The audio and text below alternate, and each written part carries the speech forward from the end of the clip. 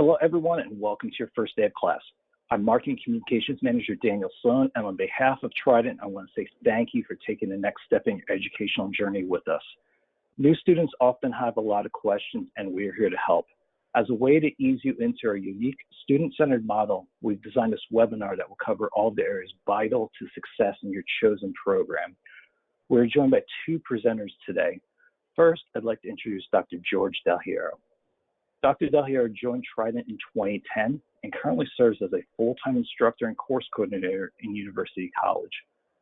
During his time at Trident, he has worked closely with students in a variety of roles, including academic advising, financial aid, and academic probation support services. Dr. Delgiero earned a PhD in educational leadership from Trident and has received numerous awards during his time at the university, including honors for communication and collaboration and for student motivation. He is a passionate advocate for student success. Next, we're joined by Michael Minnow, who's been with Trident since 2017. He's currently a project manager in the Center for Student Success, overseeing the online orientation course and teaching Tux 101. He has over a decade of professional experience in education, holding roles such as elementary school teacher, admissions advisor, academic counselor, and finance manager. As an advocate for a positive student experience throughout the entire path to graduation, Michael enjoys working closely with students and helping them to achieve personal and professional goals. Michael earned a Master of Business Administration entirely online, and he holds bachelor's and master's degree in English. As an online student balancing a family, children, full-time work, and more, Michael understands that being an adult student requires an ability to be flexible and manage time well. Just a few notes before we begin today's session. Although a portion of this webinar has been pre-recorded, you have the option to ask questions at any time. Look to the right-hand side of your screen, you'll see a control panel. Go about halfway down, you'll see a question box.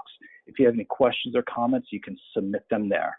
Dr. Delgiero, Michael, an advisor, and myself are behind the scenes right now, and we'll address your questions during the live Q&A at the end of both of the presentations. Now I'm going to hand things off to Michael to get things started. Take it away, Michael. All right.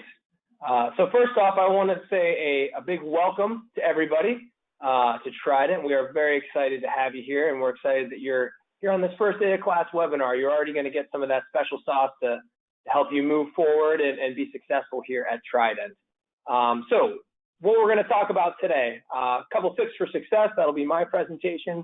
We'll move into academic writing with Dr. Delgiero, and then Danny will get back into career networking after we're done, and then we'll get to questions. So let's move on to the next topic and to some tips for success here as an online student. So briefly, we're going to touch on all of these things here.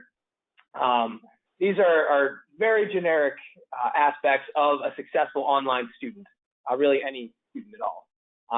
So we will touch on that a little bit more detail, but you want to be confident, ask questions, especially some of those new students that have never been to online school before. We want to make sure that you're comfortable and you know where to find things. So we don't know there's an issue unless you ask. So please let us know. There are lots of resources here that we'll talk about that are available to you if you do have questions. Know that you're supported. That goes hand in hand with what I just mentioned. We have lots of resources and people here to help you out when you get stuck on something.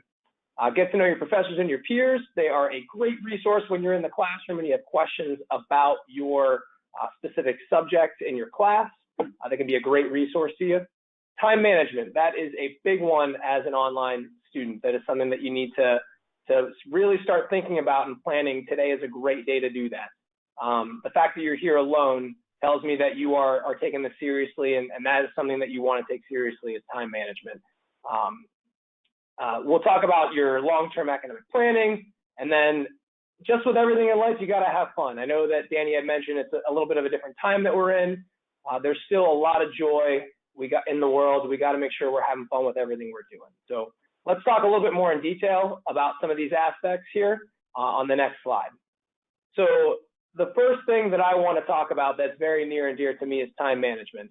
As Danny mentioned in my introduction, I am an online student. I actually just finished a program, so I guess not technically anymore, but I'm looking to continue on with my education.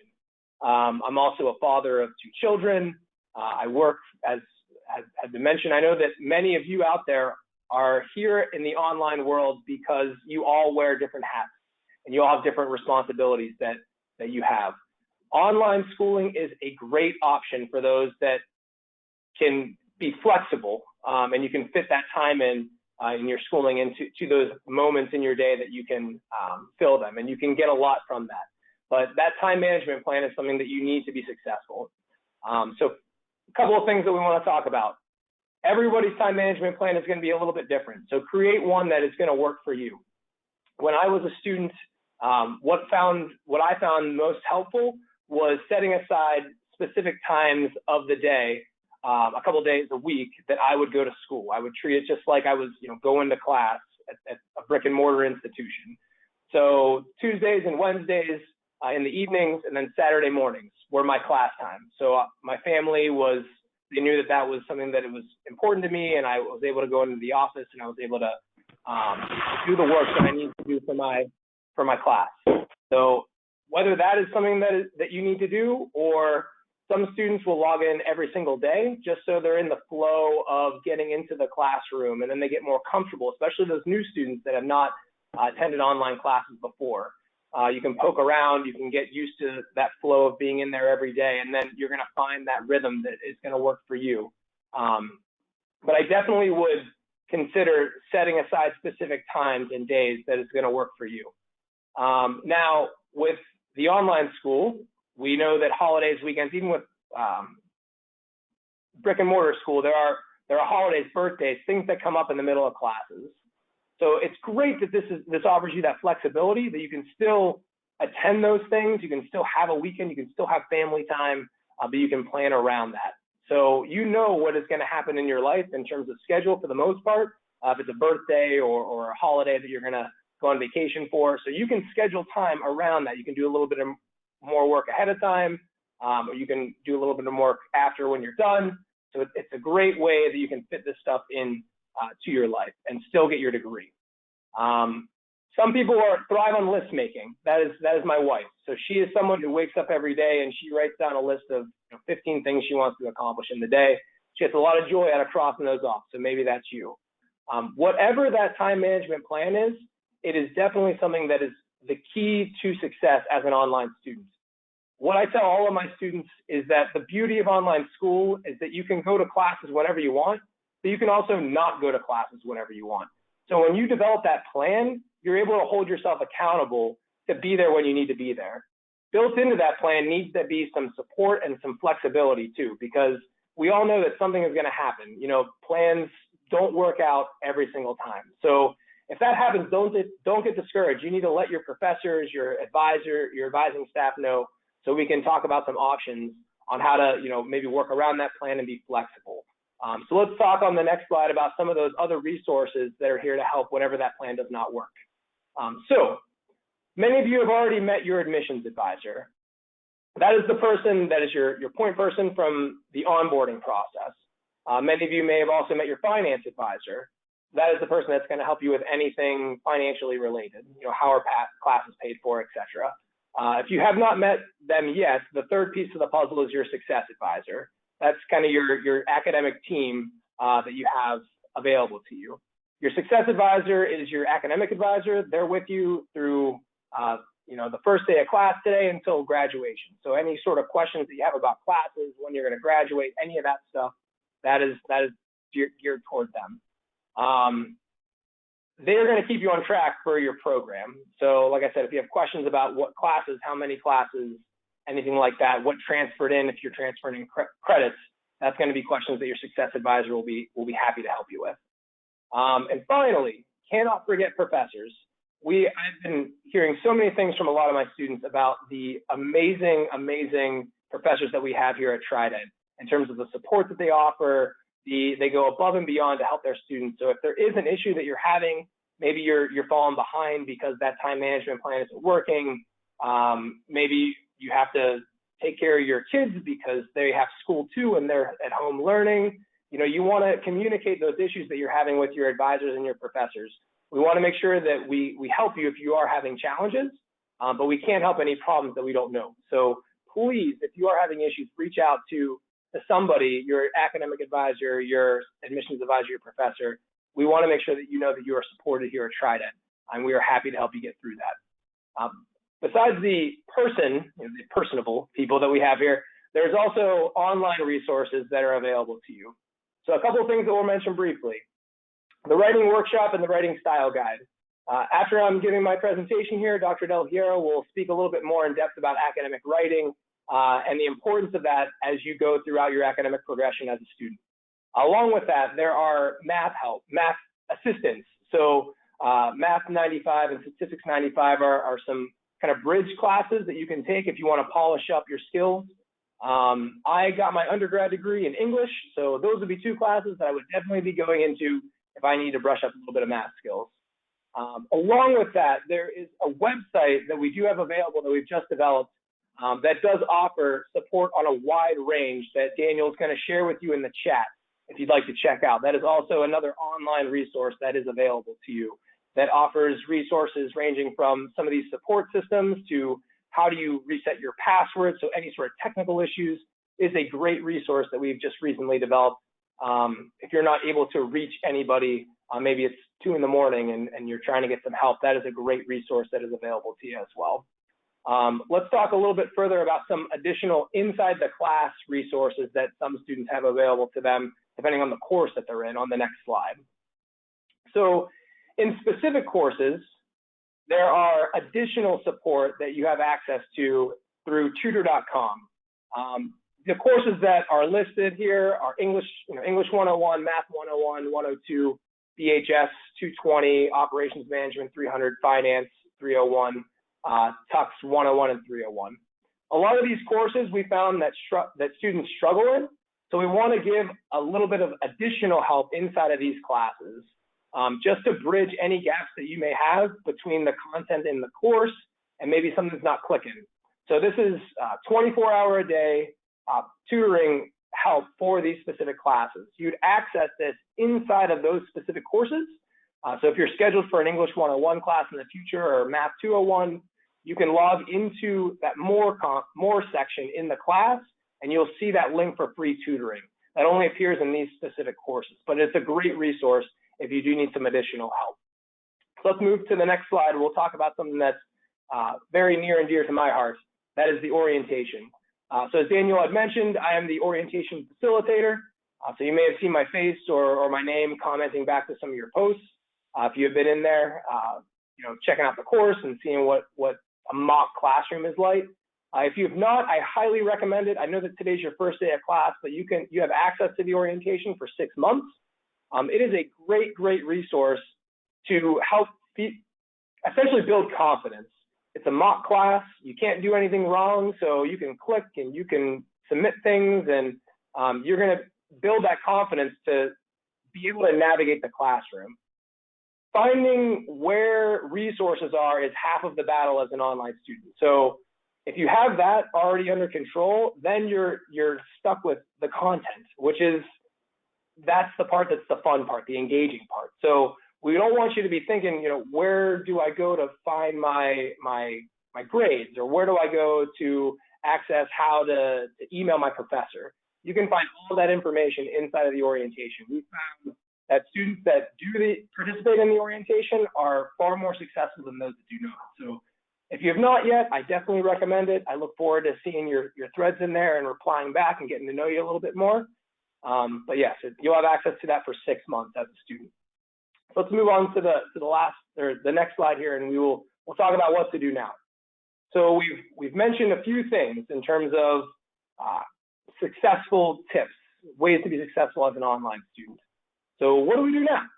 We want to take that first step and log into your class. As I mentioned before, I know that you may be having some technical issues. Hopefully that is resolved at this point, but if you have not logged in yet, I highly recommend after this webinar is over to log into that first class and introduce yourself. You don't need to wait. You can go in and be that first person that starts the initial thread to introduce yourself in the classroom. So I highly recommend that you do that today. Inside that classroom, you'll see a class list under your communications tab. You can email your professor. You can introduce yourself and tell them a little bit about yourself in a one-on-one format. send them a direct message. See if there's any sort of, maybe you have something coming up that you need to troubleshoot in terms of time management. That's a great way to do that, especially on the first day of class. It shows that proactivity. If you do have questions, we want you to ask them. As we mentioned, there's lots of people here that want to see you succeed, so please let us know what we can do. We can't solve problems if we don't know that they exist. So let us know if you are having any sort of issues.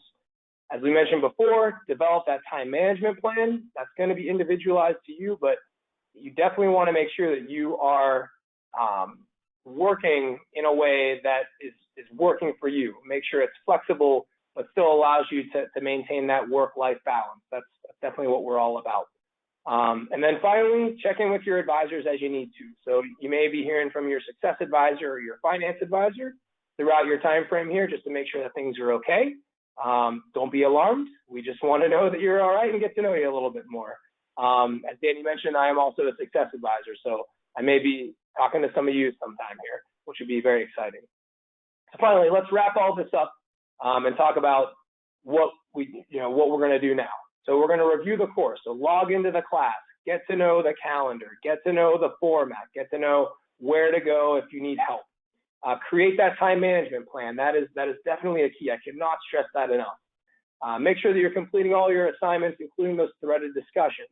So the discussions are a large part of the online world. So you need to make sure that you're participating in those discussions, putting your initial thread in, and then also replying back to classmates as well to make sure it's an engaged discussion. As I mentioned, get to know your advisors, your support staff, your professors. We all want to make sure that you know that we're here to help you. So we want to know you.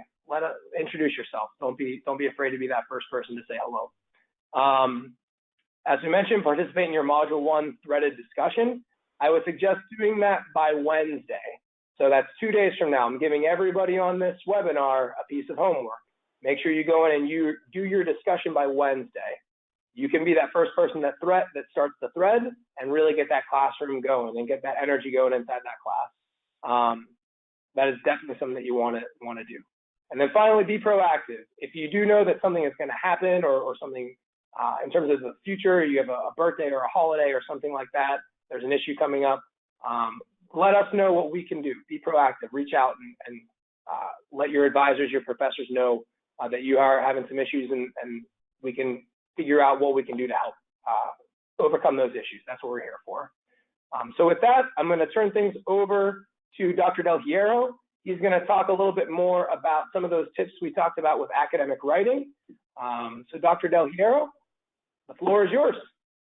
All right. Thank you, Michael. Great information as always. One of the best that we have here at Trident. So thank you, Michael. On behalf of the faculty, I just want to extend my warmest welcomes to all of you. It's always the most exciting time of the month for us to welcome in a brand new crop of leaders into the Trident family. And so we all look forward to interacting with you, getting to know you, and seeing what great things you accomplish in and out of the classroom. So this section focuses on academic writing. It's one of the points of concern for some students, especially who have been out for a while. It causes some anxiety, and so the goal of these next couple slides are just to relieve some of that anxiety and give you some direction to build momentum. So Michael mentioned it, but these first couple days, it's going to be really imperative for you to get the wheels going. And so I hope to provide a broad overview of what your faculty will expect of you with writing and to relieve some of that anxiety for you. This first slide is it's meant to frame your mindset for what the expectations are within academic writing and why and how is it different from what you might be used to within your military experience or business experience. So the three key differences that I want you to think about between business and / military and academic writing are the goals of writing, the process of writing, and voice. And so when you're in the military, so the first one is the goals of writing.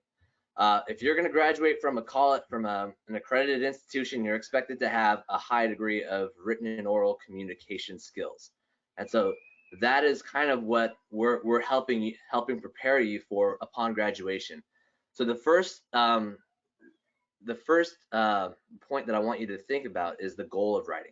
So when you're in a business environment and when you're in a military environment, your goal of writing, the only purpose you're writing is for mission accomplishment and to accomplish objectives. The difference within what you're going to find in an academic environment is that the goal of writing is to help you become a better communicator. And so there are some steps and some areas that we look for as your faculty to help you become a better thinker and to help you become a better writer, a more effective writer.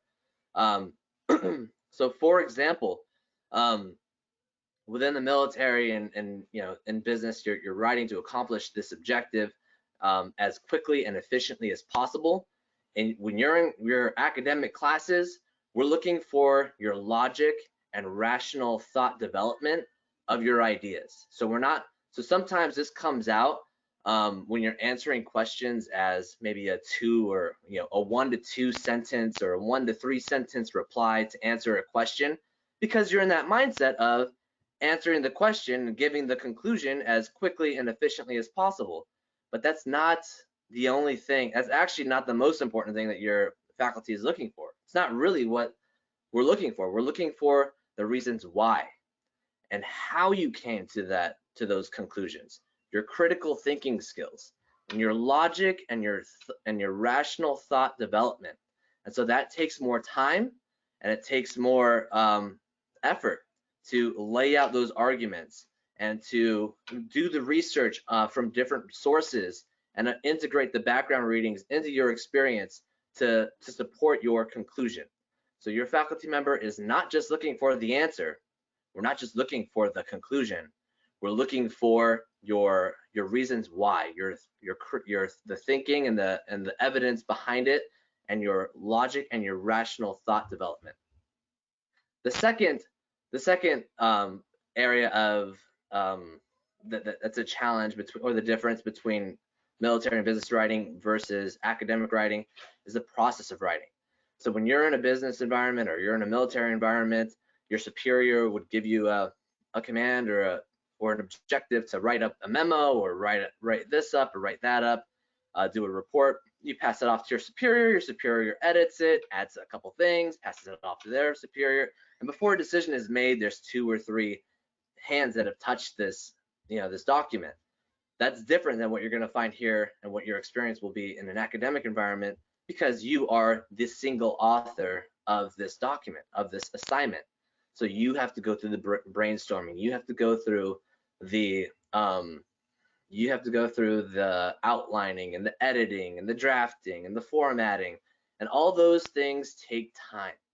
And so you have to consider those elements when you develop your time management plan for these classes. The third key difference is voice. So if you haven't noticed, especially in the military, you're big on uniforms. I mean, you're dressing the same, you're often talking the same, and sometimes that comes out in your writing. That comes out in your writing, and so that causes some issues because it raises some concerns for academic integrity issues. So we want you to be aware of that. Your instructor will be looking for your independent understanding of these concepts. And so we're looking for you to paraphrase different ideas from a variety of different readings and background sources.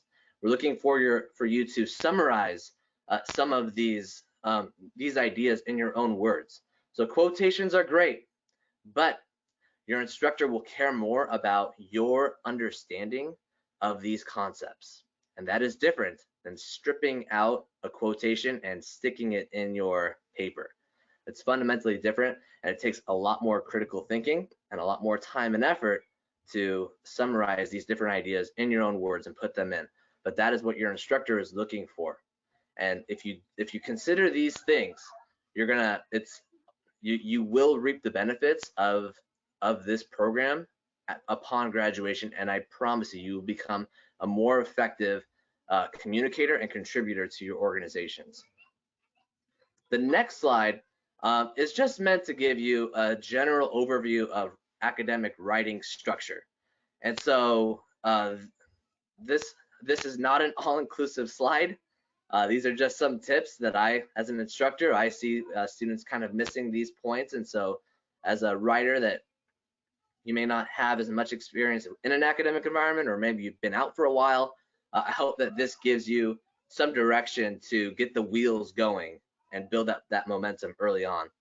And so there are more resources, more in-depth resources like the ones that Michael mentioned within the Writing Center and our resources drop down. So please make use of that. But here I just want to frame your mind into what we're looking for in terms of structure and content. So there's basically going to be three main parts of your essay: the introduction, the body, and the conclusion. And so your introduction is kind of like any presentation you may give, like a PowerPoint presentation. You always have a first slide that tells your audience what you're going to be talking about and why it's important. And so that's your introduction paragraph. You're just going to be basically presenting an overview of what you're going to be talking about and why it's important. So I want you to think about this, because there's an important statement in your introduction that your instructors look for, and it's called a thesis statement. Essentially, this tells your reader what the purpose is of your essay. And so a great way for you to know what your instructor is looking for is to look at the module learning outcomes. So every module, you have 4 modules. Every module will have learning outcomes on the home page. So every module will have learning outcomes for every assignment on the home page. That is basically what your instructor is looking for, and that is what your instructor will be looking for or measuring your understanding of those concepts. And those are great statements to put into your introduction paragraph, and to help ground you when you're answering these questions.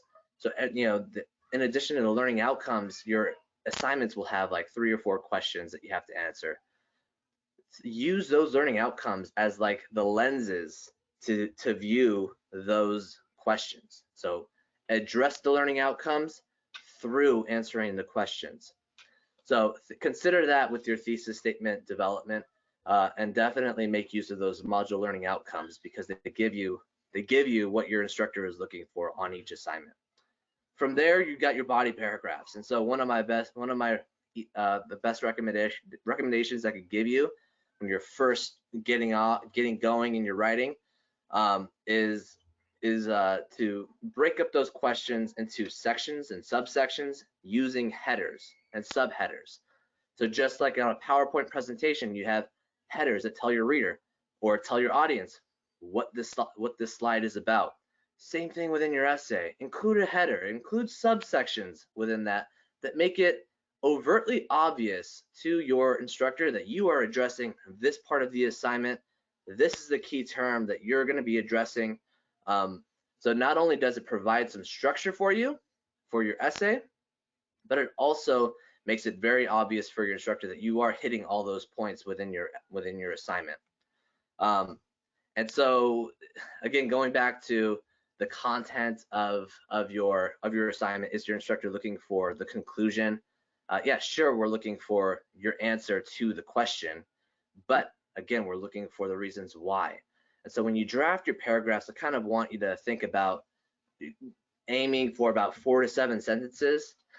Trust me, nobody's going to be counting your sentences out, but I think it's a good guideline for you, because if you're going below that 4-sentence mark, then you're probably being a little bit too brief or concise, and you're not exploring the topics or discussing the topics in detail.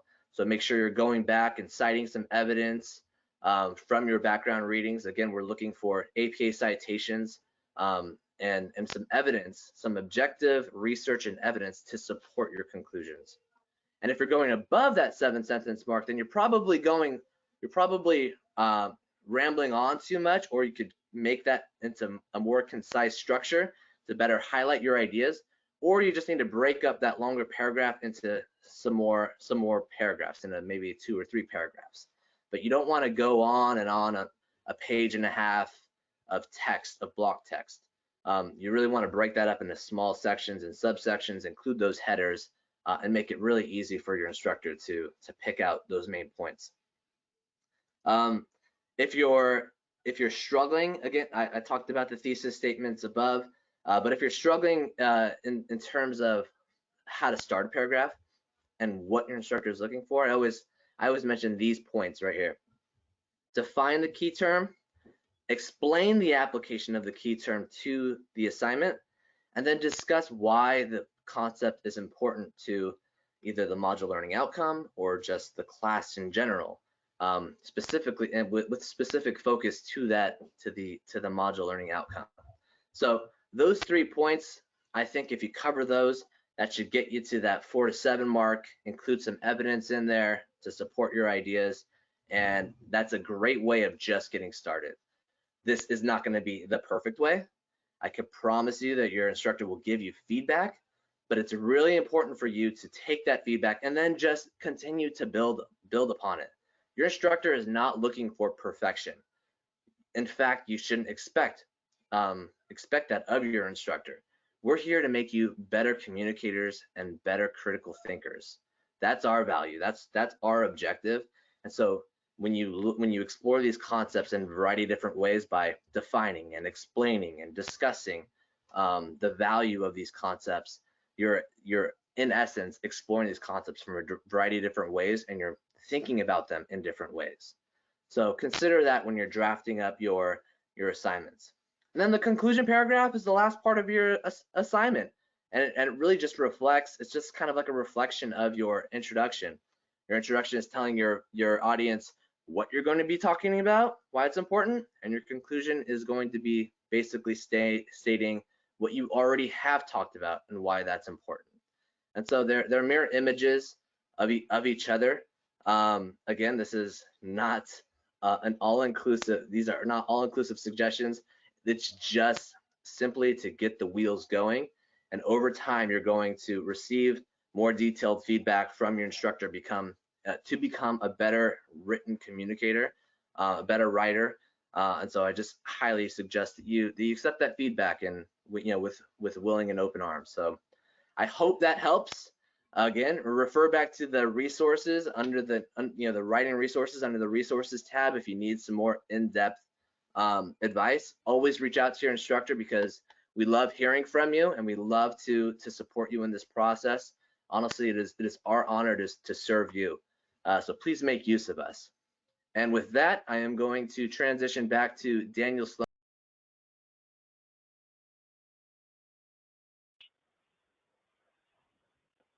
Great, we're live now and have some student success notes to share with everyone. And we'll be getting to our Q&A in just a minute. Okay, first, outside of the classroom, we have a couple things to help you out in your career journey. First, I want to share with you Alumni Fire. And don't let the name fool you. This is for all current students, not just Trident alumni. You can see the URL on your screen, and of course, we'll be sending out the slide deck for you later this week. This is a place where you can connect with other students, alumni, and faculty and staff to get advice on your education, career, and more. If you have any questions about it, reach out to alumni@trident.edu. You'll be connected with our Director of Alumni Relations, Kendra Temple, who'll be happy to help you further. And also want to mention Career One Stop, the source for career skills development, such as resume reviews, interview practice, and more. And this can be accessed on the front page of your student portal right after you log in. And if you have any questions about that, reach out to Jane Shiver, who is our Career Center Manager at Trident for careers@trident.edu. And now we're going to begin the Q&A. As a reminder, if you have any questions, you can submit them on the control panel, which you can find on the right-hand side of your screen. Go about halfway down, find the question box, and submit your question there. And we're joined by Dr. George Delgiero, Tasha Cureton, our Center for Student Success, and also Susan Locke of our Center for Student Success. Welcome, everyone. Thank you. Thank you. Great. So who's ready for the first question? I'm gonna send this one to you, Susan. Okay. Sure. Under our modules where it says reflection, is this a question for us to answer ourselves, or is it something that we post in discussion? Could you explain how to go about doing this? So under the reflection discussion portion, I'm assuming? Yeah, I believe they're referring to the threaded discussion, yeah. Okay, so yes, actually the reflective discussion, I recommend that you do always complete that question because that is worth an additional 20 points. Yeah, so okay, yeah, I was just gonna hop in there. Yeah, absolutely. So it's worth the same amount as any part of the other discussion. So you have to remember at Trident, we operate on a points basis, on a point system. So whatever you don't do, whatever you don't submit, you're getting 0 points. That includes the reflective discussion at the end of the class. So that reflective discussion, again, is after the Module 4 discussion. Don't lose out on those points. As an instructor and course developer, I actually I hold those comments I place a lot of value in those because it tells me what students are connecting with and where we need to improve upon. So your comments there holds more value than just a grade, but it really does affect and play a critical role in the development of that course in the future. So don't lose out on those points.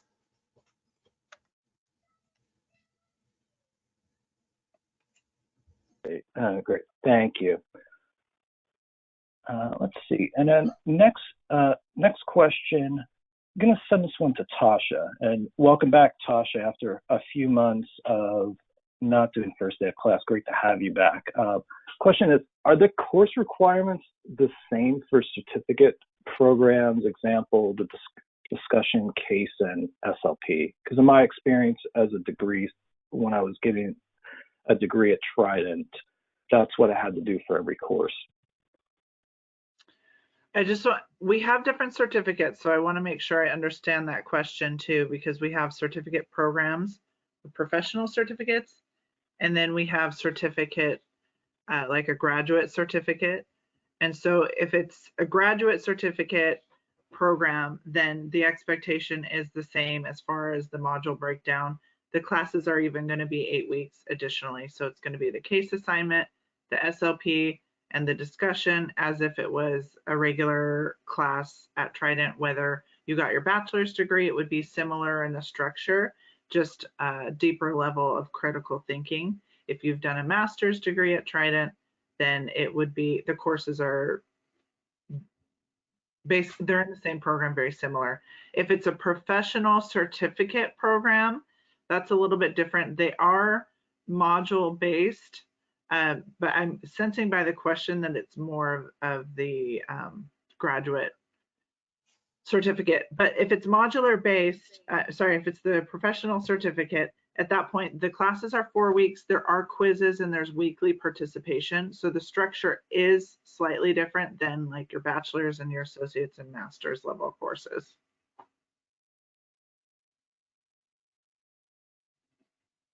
Okay, thanks, Tasha. Yeah, and exactly, it was for a graduate certificate. Okay. Thank you for that. Thank you for clarifying that in the chat. Next question, I'm gonna send this one to you, Dr. Delgiero.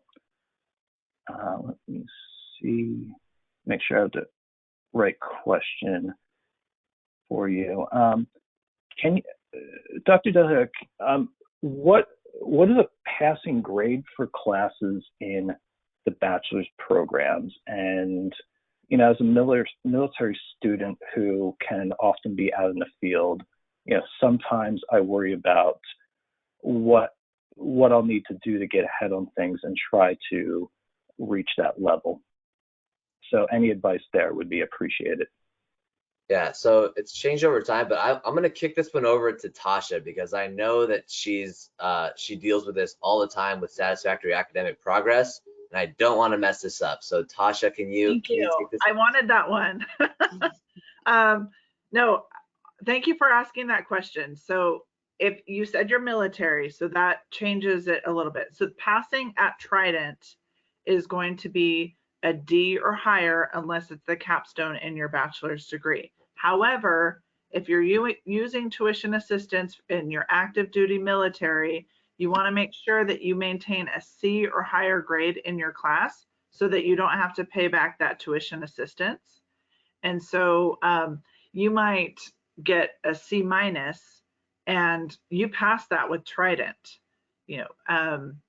but you want to make sure that you're always not having to pay money back, because that will also impact your ability to move forward in your classes. And so shoot for a C and above, and a C is the average grade you need to be in good academic standing. And so maybe you get a B in one class and a D in the other, and you average out at a C. That's okay.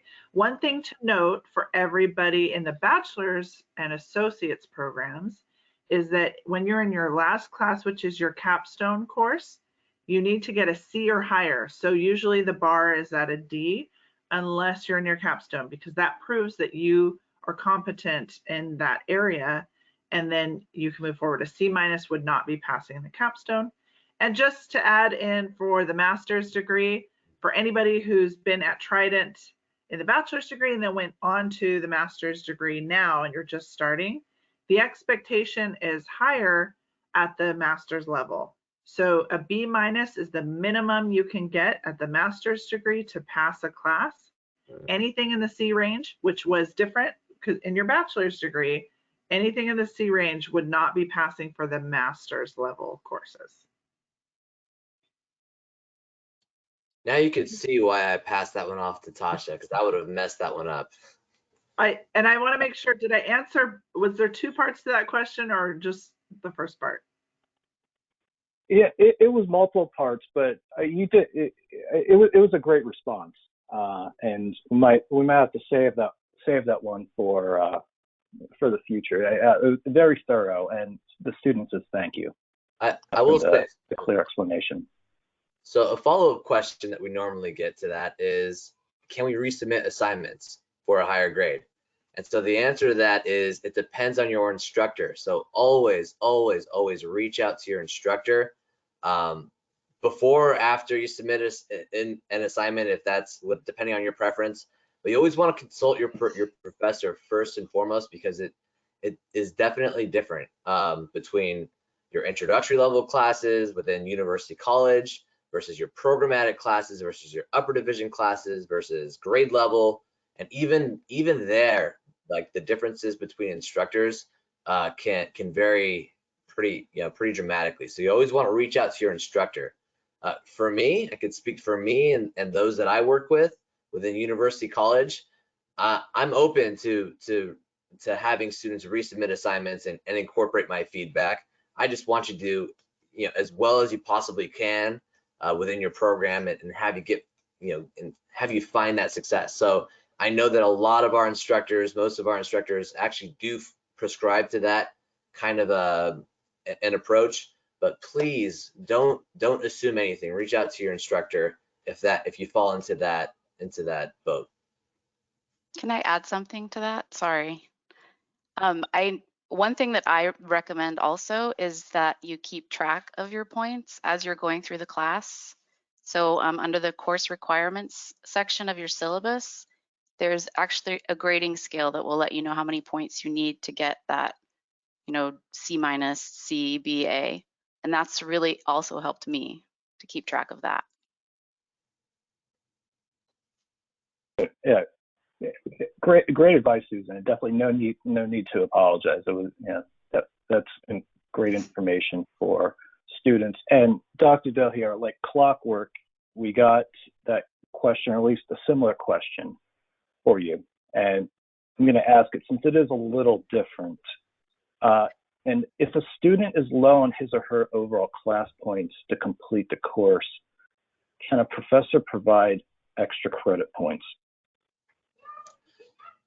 I've heard instructors approach this in different ways. I don't provide extra credit points just because it's just hard for me to kind of keep track of, but I do allow students to resubmit for a higher grade.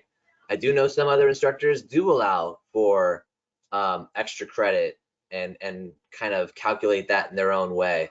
So I do think that in most cases you'll find that your instructors are open to giving you extra opportunities to earn more points, but I wouldn't classify it as extra credit. I would just say opportunities to earn more points.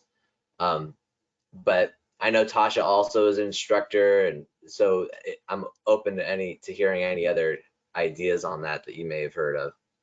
Yeah, I think that's great advice that Dr. Delgiero gave, is to not consider additional extra points or extra credit, because it is on a very specific point scale. So since we're all kind of talking about points, I just think everything's a point game. If you are missing points in one area, it's rather than think like, let me do extra credit, make sure you apply that feedback that you're getting to those future assignments, because your instructors are going to be looking too. Like, are they just submitting stuff and not applying what I'm asking them to? Because that might be the difference of you getting a big difference in a grade. If you did poorly on one assignment and they're giving you specific feedback, apply that, because that's where you're going to make up your points. Maybe in your discussion, you did one peer post instead of two. Make sure that you do two, or ask your instructor on that one that you got graded down on, hey, could I get credit if I went in and did an additional post? And that way you're kind of fixing the errors and seeing if you can make up those points in that area. So that's one suggestion that I would have. Yeah, and just to piggyback off of that, as an instructor, I see students kind of there's less attention on some of on those discussion points. I would really, I mean, if you're looking to pick up some easy points, I would recommend this recipe. Post at least one time each week, and respond to at least 1 to 2 people each week. Like that'll give you, because what you're doing, the minimum normally is 3 posts for the discussion. So students say, oh, okay, I'll just submit by Wednesday and I'll just reply to all 3 and then I'll get my extra points. But the discussion progresses, and your instructor is looking for the development of your ideas and how deep you're going. So if you're just checking boxes, like a lot of our students, do, I mean, your commanding officer tells you to do this, this, and this. Well, I'm going to do this, this, and this. But in an academic environment, we're looking for not just the minimum bar to jump over. Like your instructor, is assigning A's, B's, C's, D's based on exceptional performance. So if you just want to jump over the bar, you'll get your C if that's what you're shooting for, is just getting the C. But again, the academic environment is a little different. That approach is different. So go above the bar. Go, do more if you want the A. So don't just shoot for just the minimum, is what I'm trying to say. Because those requirements does not guarantee full credit within an academic institution. So. Thank you for the great advice, everyone. And yeah, student did state thank you for the clarification on that as well. And yeah, definitely, you're welcome anytime. Next question. This one is for you, Susan. I'm a current bachelor's student taking 2 courses per session. What would you recommend if I said to you I would be interested in taking 3 courses so I could complete my degree faster? What things should I be considering? I think I would, first of all, I would reach out to your student success advisor, would probably be the best thing to do. Also consider if you're working, if you're staying on track, what your grades have looked like so far in the class. Tasha, do you want to add anything? Yeah, sure. So when I get students who ask me about taking 3 classes at a time, I first have them assess what their end goal is, first of all, like, because I know a lot of our military guys have deadlines for promotions or things that they're trying to meet. And so, okay, what's the goal and what can we work out? But then again, are we keeping up doing 1 class a session, 2 classes a session? Because you'll fall behind faster if you take a week off and you're taking 3 classes. And that's not necessarily bad as if you're able to pick back up. You know, sometimes the ebbs and flow of a session you might have where you're on top of it for 3-4 weeks, and then you have 1 week where you're just like, you know, I got to get back on my schoolwork. Maybe you have 2 weeks and you talk to your teacher. And so I just make sure that if you jump from 1 to 3, that's a drastic jump, but you mentioned like you're doing 2. So maybe you're doing great. We've done some deep dives on data, and it's not if you're doing well, it's usually not a big hit to your GPA if you add that 3rd class in. Other things to consider, if you are taking 3 classes and you extend any of those classes, because you can only have 3 open classes at one time, and you go into a new session, you can only have 3. So it could impact your future class enrollments if you extend. The final thing is usually your capstone in your bachelor's degree has to be, so if you're talking about a bachelor's, has to be taken by itself. You can get permission or talk to your advisor about taking a second one depending on the class and your goals. So Susan's advice is spot on, which is talk to your advisor. We're not opposed to it. We just want to make sure that we're setting you up for success. And there's some things that, you know, we always want to just be careful of. So that's all I'm going to say about that. Yeah, great. Thanks for the advice. And I think that one of the important things out of the number of important things to pull out of that is just communicate as much as possible with student success advisors and your respective faculty members. Next question. This one's for you, Tasha, and I'm going to say that this is one of the more interesting questions we've gotten. As a course instructor, is it okay? Can students roll over days? Say, for example, they turned in something 5 days early. Can they use that time to turn in the next assignment 5 days late? Oh, I see. That is going back to your recommendation, Danny, which is communication. And I'll answer that in a few different ways. So the due dates are expected dates to have work submitted in by, because you have 2 weeks for your modules. Now, let's say the day after the module, you're late. I would communicate with your instructor about why you were late. And if it's something significant, you know, if you're just not managing your time, maybe we own up to that. But maybe there's something that's very significant. Maybe in this pandemic, you've been impacted by COVID and you're just trying to get your work in, to tell your teacher and ask them, hey, would you be lenient with the timeliness? Because points don't really roll over in that way that you're asking, but maybe your like if you just submit work and you're not talking to your teacher, they don't really know what's going on, and they might assume, hey, maybe they just are submitting late because they weren't able to. So we don't know unless we know, right? I am always reaching out to students that aren't submitting, going, hey, what's going on? What's going on? And if you're not responding, I'm assuming maybe either something serious happened, or maybe you're just kind of having trouble with procrastination. Either way, I want to help. Something to note, your very last module, if you're going to submit that late, the class will be closed. It closes out on a Sunday night at 11:59 Pacific Standard Time. So if you go for that very last module on a Monday to go submit the work, and you don't have some type of approved extension in the system, you cannot submit that work late, even if you sent it to the instructor, even if the instructor said, sure, the class, like the system closes out.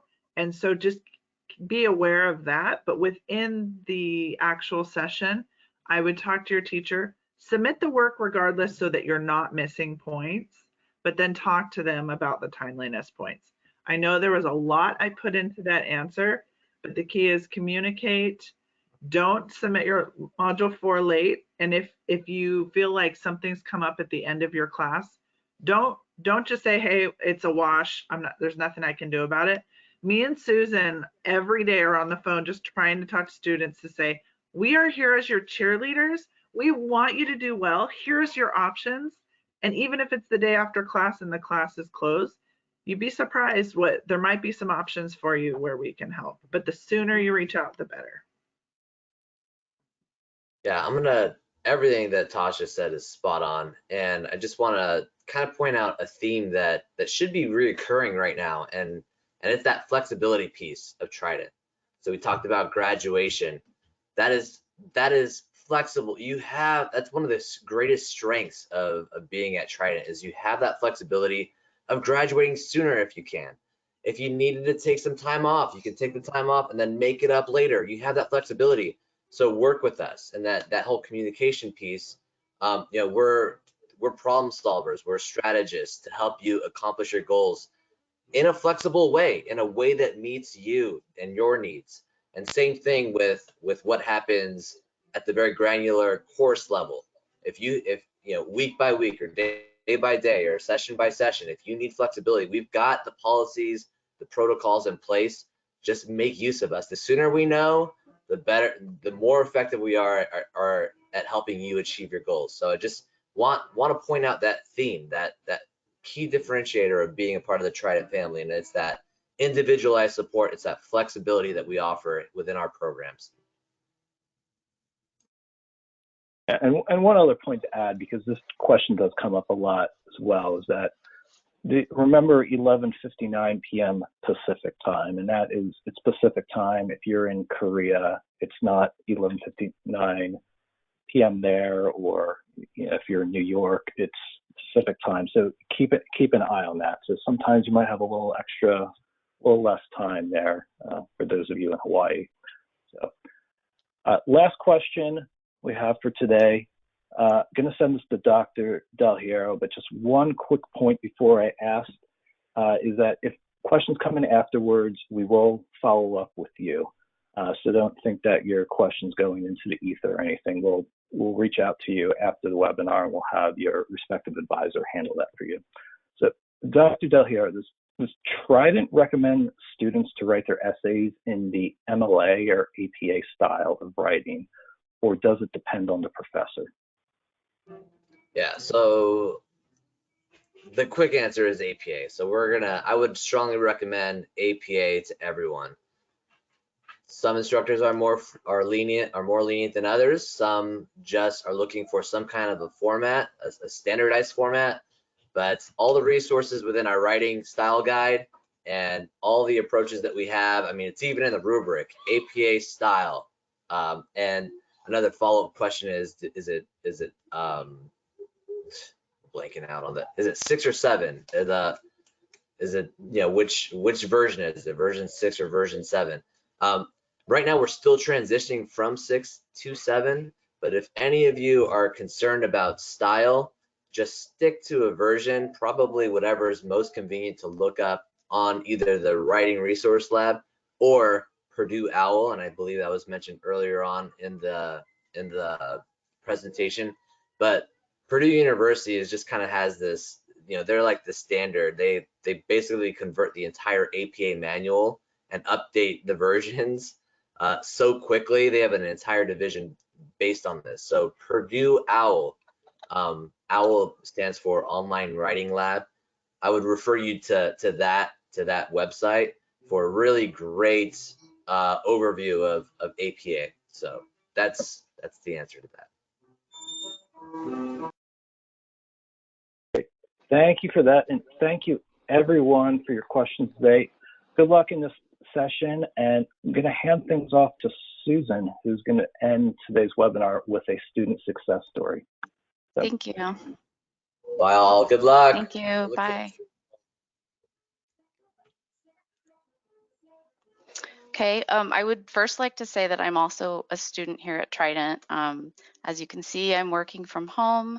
My kids are in virtual school due to COVID, 2nd and 6th grade. So I know that there's not always enough hours in the day. Sometimes school tends to take a back burner, and we forget why we started. We lose sight of our end goal. And I've always been a procrastinator, and that doesn't help. So I'd like to share with you a student success story that truly inspired me and encouraged me to follow my student's example, learning from her. So She's actually, she's in the Bachelor of Health Science program. She's also working full-time from home. Kids are home in virtual school. And she was diagnosed with cancer in the beginning of the last year of her program. While undergoing radiation treatment herself, she then tragically lost 3 of her family members to COVID. She did maintain regular communication with me. She stayed on track. She adhered to a strict schedule she had set for herself. She told me, don't wait till the second week to get started and always participate in those discussions. Participating with the other students, she said, really helped her to be able to learn and retain the material.